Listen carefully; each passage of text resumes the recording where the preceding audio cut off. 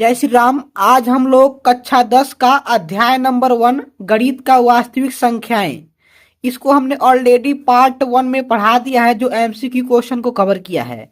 इस पार्ट 2 में हम लोग मोस्ट इंपॉर्टेंट क्वेश्चन को कवर करेंगे, जो कि सिद्ध करने वाला होगा। जैसे आप क्वेश्चन यहाँ पे देख रहे होंगे, सिद्ध कीजिए कि 7√5 एक अपरिमेय संख्या है। ऐसे क्वेश्चंस बोर्ड में हर साल आपको देखने को मिलते हैं। तो आइए हम लोग इसको बारी बारी से हल करना शुरू करते हैं। इसमें मैं आपको ज़्यादा सवाल नहीं बताऊंगा, केवल 2 सवाल पढ़ाऊंगा। दोनों में से आप बढ़िया से दोनों समझ जाएंगे तो पेपर में आपका हो जाएगा। किसी भी प्रकार का क्वेश्चन आएगा तो कर लेंगे। तो चलिए ज़्यादा लेट न करते हुए हम अपने क्वेश्चन को शुरू करते हैं। यह क्वेश्चन जो है विद्या क्वेश्चन से लिया गया। ठीक है, विद्या क्वेश्चन में आप देख सकते हैं, यहाँ पर क्वेश्चन दिया हुआ है, सिद्ध कीजिए 7√5 एक अपरिमेय संख्या है। तो यहाँ पर हल भी किया गया है, लेकिन बच्चे समझ ही नहीं पाते कैसे इसको सही से हल करना है। समझने में बहुत दिक्कत होता है। तो आइए इसको बहुत ही बारीकी से समझने का प्रयास करते हैं। तो चलिए हम इसको समझने का प्रयास करते हैं। यहाँ पर देखिए, सिद्ध क्या करना है, अपरिमेय संख्या है। ठीक है, तो ऐसे कहेगा तो लिखेंगे माना। क्या लिखेंगे? माना। बहुत ही डिटेल से मैं आपको समझाने का प्रयास करूंगा, क्योंकि ऐसा तरीका आपको कहीं नहीं मिलेगा। क्योंकि टीचर लोग बहुत बड़े बड़े शब्दों में लिखवाए थे, समझ में नहीं आता कैसे करें, रटना पड़ता है। तो यहाँ पर रटना नहीं है, समझना है कैसे कैसे हल करना है। यहाँ पर देखिए, माना 7√5 एक अपरिमेय संख्या क्या है। यहाँ पे अपरिमेय है तो इसका जस्ट अपोजिट कर देंगे, परिमेय। क्या हो जाएगा? परिमेय मान लेंगे। ठीक है, ध्यान रखेंगे, परिमेय संख्या है ऐसे आप मान लेंगे। मानने में क्या रहता है, मान लेंगे। ठीक है, ऐसे आप राइट कर देंगे। उसके बाद क्या करेंगे, जब ऐसे कर देंगे तो लिखेंगे P/Q। यहाँ पे एक चीज आएगा P/Q, तो यहाँ पे लिखेंगे P/Q बराबर 7√5। ऐसे आप दर्शा देंगे, ऐसे 7√5। यहाँ पर आगे लिख देंगे तब। क्या लिखेंगे? तब लिख देंगे ऐसे P/Q बराबर 7√5। ऐसे आप करेंगे और लिखेंगे जहां, क्या लिखेंगे? यहाँ पे लिखेंगे जहां P बराबर और यहाँ पे Q बराबर। क्या होगा? P बराबर और Q बराबर। तो जो Q होगा वह 0 नहीं होगा। क्या नहीं होगा? 0 नहीं होगा। और जो P और Q दोनों होगा, या जो दोनों चीजें हैं, यह क्या होगा? एक धन पूर्णांक होगा। लिखेंगे धन पूर्णांक है, धन पूर्णांक है। ऐसे आप अपने शब्दों में बढ़िया से लिख देंगे, धन पूर्णांक है। धन पूर्णांक का मतलब पॉजिटिव रहेगा। तो ऐसे आप लिखेंगे। देखिए इसमें क्या करेंगे, P/Q बराबर 7√5, जहाँ P और Q क्या है? एक धन पूर्णांक है, लिख देंगे। आप अपने शब्दों में लिखेंगे जहाँ P और Q धन पूर्णांक है और Q जो है 0 के बराबर नहीं होगा। ऐसे आप लिखेंगे। उसके बाद क्या करेंगे, उसके बाद देखिए यहाँ पर लिखेंगे चूंकि। क्या लिखेंगे? चूंकि। ऐसे करके लिखेंगे, इसे दर्शा देंगे P/Q बराबर 7√5। दोबारा इसी चीज को यहाँ पे देखिए, जो यहाँ पे था सेम उसी चीज को दोबारा यहाँ पे राइट किया गया है। ठीक है, ज्यादा कंफ्यूजन में नहीं रहना क्या क्या हुआ है। जब कंफ्यूज हो जाएंगे, समझ में नहीं आएगा तो दिक्कत हो जाएगा। यहाँ पर देखिए, यह जो P/Q है एक परिमेय संख्या। क्या है? परिमेय संख्या है। या जो P/Q क्या है? एक परिमेय संख्या है। इसको मैंने लिखा नहीं, आप समझ जाएंगे। अब इसको जब हल करेंगे तो यहाँ पर इसके नीचे हो जाएगा एक। क्या होगा? एक होगा। और उसके बाद क्या करेंगे, यहाँ पे क्रॉस मल्टीप्लाई कर देंगे। क्रॉस मल्टीप्लाई करेंगे तो यहाँ पर आएगा 1/7 गुणे P/Q √5। ऐसे हो जाएगा। यहाँ पर देखिए क्या क्या हुआ। यहाँ पर देखिए P/Q अपन जगह पे था, और यहाँ पे 7 जो है इधर ला देंगे तो 1/7 हो जाएगा और बराबर √5 हो जाएगा। ऐसे आप करेंगे।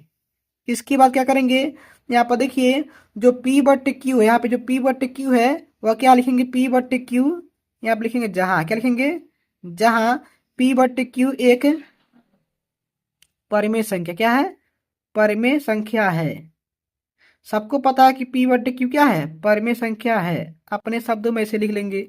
और जब P/Q परिमेय संख्या है तो यहाँ पे देखिए P/Q है तो यहाँ पर 1/7, यहाँ पे दोनों का मल्टीप्लाई है, यानी कि 1/7 गुणे P/Q। यह भी क्या है? यह भी परिमेय संख्या होगा। यह भी परिमेय संख्या है। ऐसे आप लिखेंगे, ऐसे लिखेंगे। ठीक है, एक एक स्टेप ध्यान रखेंगे।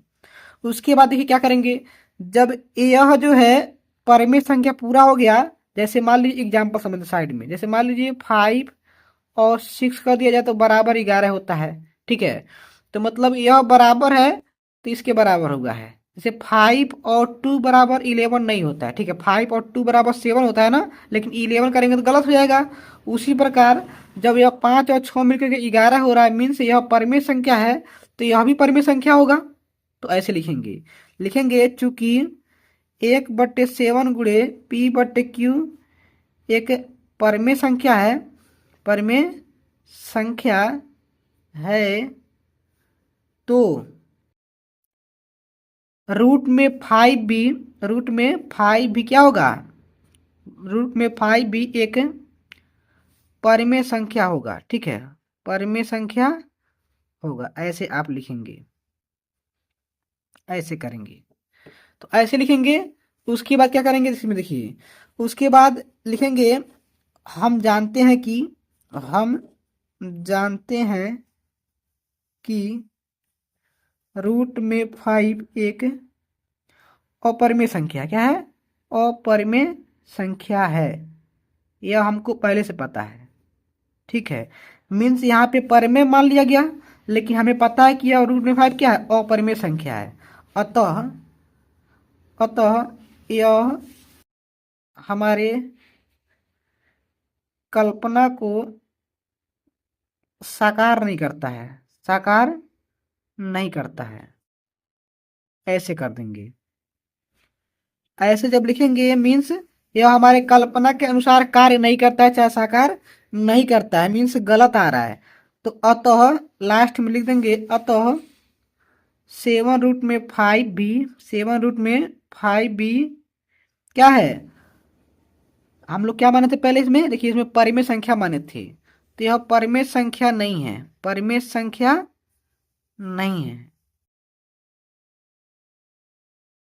ऐसे लिखेंगे, मतलब 7 रूट में 5 क्या है, परिमेय संख्या नहीं है, अर्थात क्या है, अर्थात 7 रूट में 5 एक अपरिमेय संख्या है। ऐसे सिद्ध करेंगे, अपरिमेय अपरिमेय संख्या है, ऐसे लिख देंगे। और लिखेंगे इति सिद्धम, क्या लिखेंगे यहाँ पे, लिखेंगे इति सिद्धम, ऐसे आप सिद्ध कर लेंगे। इस प्रकार यह पहला क्वेश्चन कवर होता है। हम लोग चलते हैं दूसरे क्वेश्चन की ओर। दूसरा क्वेश्चन ही बहुत ज़्यादा इंपॉर्टेंट है, ठीक है, ज़्यादा क्वेश्चन नहीं बताऊंगा इस पार्ट में, 2 ही पार्ट है इस चैप्टर के। पहले पार्ट में हमने एमसीक्यू क्वेश्चन को कवर किया है।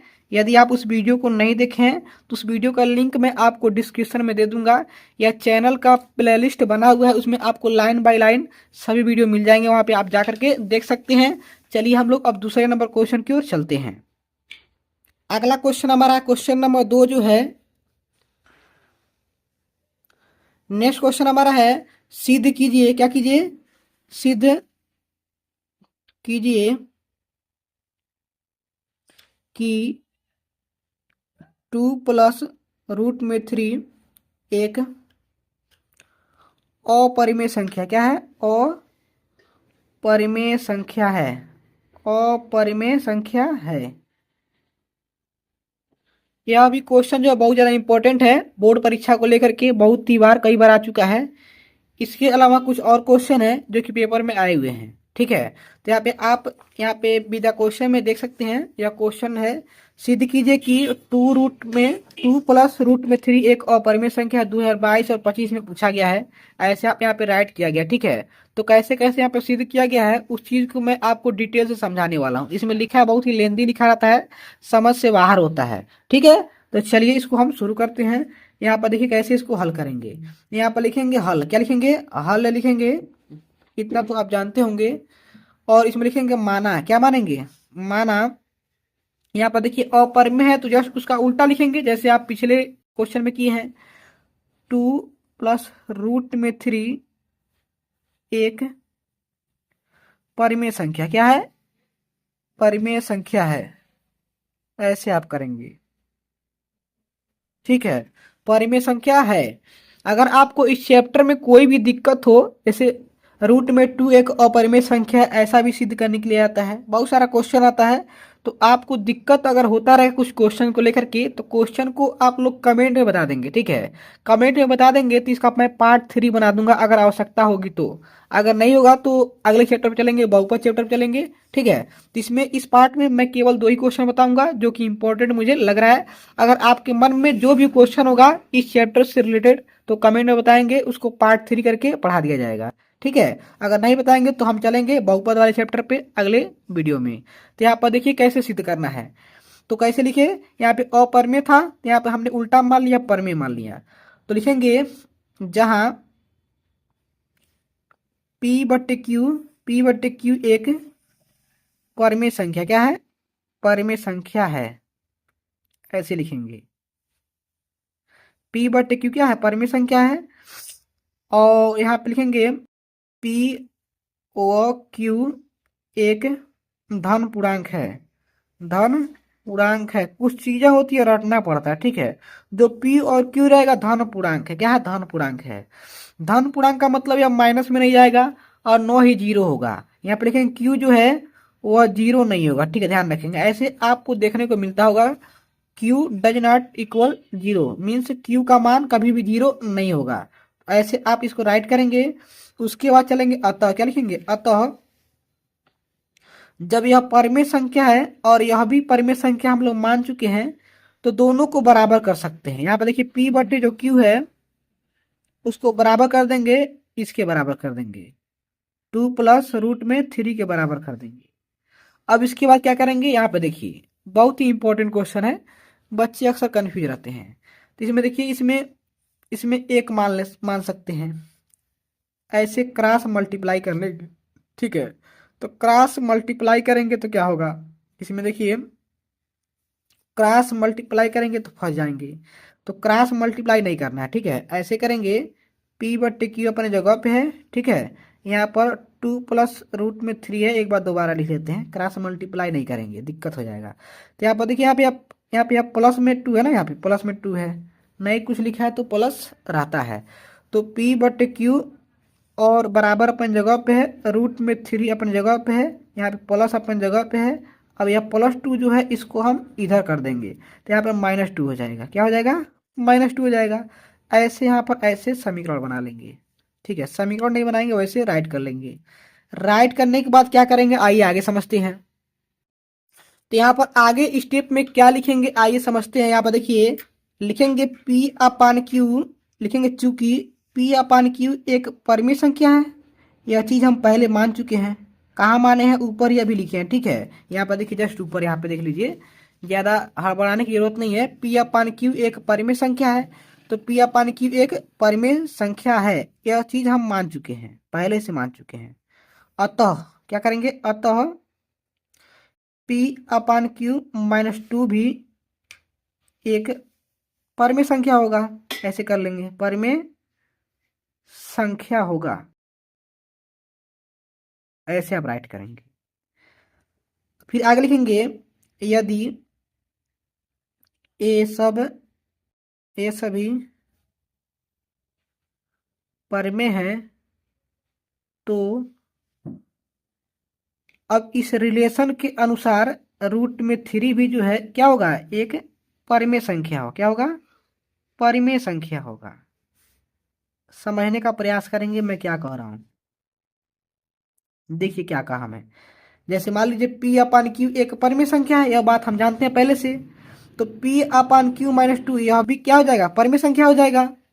और जब यह परमेय संख्या हो गया तो यह भी परमेय संख्या हो गया, कि यह बराबर इसके है। तो वही कह रहा है, यदि ये सभी परमेय है, मीन्स यह भी परमेय है और यह भी परमेय है, तो √3 भी परमेय होगा। लेकिन क्या, लेकिन हम जानते हैं, लेकिन हम जानते हैं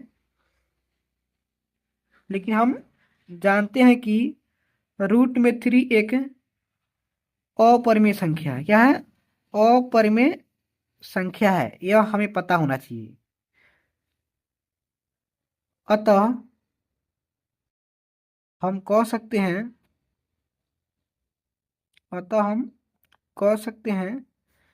कि 2 + रूट में 3 एक परिमेय संख्या नहीं है, परिमेय संख्या नहीं है। यहाँ पर देखिए, अतः हम कह सकते हैं कि 2 प्लस रूट में 3 एक परिमेय संख्या नहीं है, जो कि हम शुरू में ही माने हैं ना, कहे कि उल्टा मान लीजिए तो परिमेय संख्या नहीं है। ठीक है, अतः हम कह सकते हैं कि 2 प्लस रूट में 3 एक परिमेय संख्या नहीं है, तो क्या है, इसलिए यह 2 प्लस रूट में 3 जो है ना, यह क्या हो जाएगा, एक परिमेय संख्या, अपरिमेय संख्या हो, क्या होगा, अपरिमेय संख्या है। ऐसे आप इसको राइट कर देंगे, यहाँ लिखेंगे इति सिद्धम, क्या लिखेंगे, इति सिद्धम कर देंगे। ठीक है, इस प्रकार यह भी क्वेश्चन यहाँ पे समाप्त होता है। अगर आपके मन में कोई और भी सवाल हो सिद्ध करने को लेकर के तो बताएंगे, उसको हम अलग से वीडियो बना देंगे, चाहे तो पार्ट 3 में कर देंगे या तो उसको अलग से सेपरेट 5 मिनट 10 मिनट में समझा देंगे, अलग अलग वीडियो बना करके। ठीक है, आपके मन में मैथ को लेकर के कोई भी डाउट हो, क्वेरी हो, तो आप बेझिझक बताएंगे। केवल मैथ ही नहीं, आप कक्षा 10 में किसी भी सब्जेक्ट में दिक्कत आ रहा है तो आप बता सकते हैं, आपके कमेंट का अनुसार क्लास लिया जाएगा। ठीक है, ध्यान रखेंगे, मैं कमेंट पढ़ते रहता हूँ, चाहे कोई भी कमेंट करे, प्रयास करता हूँ कि आपके कमेंट के अनुसार क्लास लिया जाए। अगले वीडियो में हम लोग चलेंगे बहुपद, क्या चलेंगे, बहुपद पे हम लोग चर्चा करेंगे, जो कि बहुपद दूसरा नंबर चैप्टर है। इसमें जो है हम लोग जो क्वेश्चन बार बार रिपीट किया है बोर्ड एग्जाम में, वैसे क्वेश्चन को हम लोग हल कर रहे हैं। ठीक है, तो यदि आप लोग चैनल को सब्सक्राइब नहीं किए हैं तो कर लेंगे, क्योंकि करे रहेंगे तो आपका तैयारी ज़बरदस्त होता रहेगा, क्योंकि हमने शुरू कर दिया है, हर एक चैप्टर को लाइन बाय लाइन चलेंगे। ठीक है, इससे पहले हमने पार्ट 1 पढ़ाई दिया है, नहीं देखें तो उसको आप देख लीजिएगा। फिर मिलते हैं अगली क्लास में।